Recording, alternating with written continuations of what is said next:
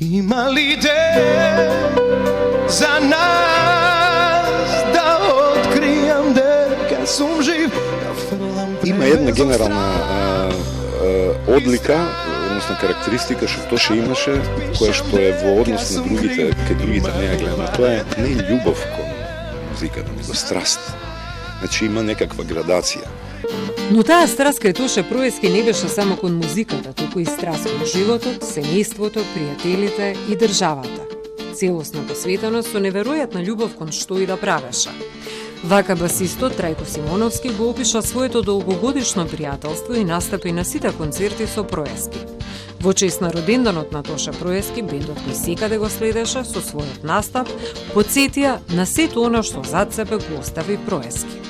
Вчерашниот настап беше и нас не потсети уствари колку многу луѓето, колку им значи Тоше на луѓето, дури не толку како пеач и не толку како уметник, како човек. Една чиста душа, еден чист, млад, убав човек.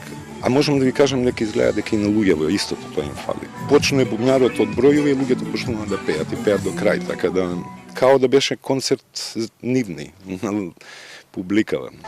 За страста на Тоше Проески кон музиката и почета со која му пристапуваше на фолклорот сведочи и Шутевски, сеќавајќи се на почетоците на музичката кариера на Проески и понатамошната соработка со Синтезис.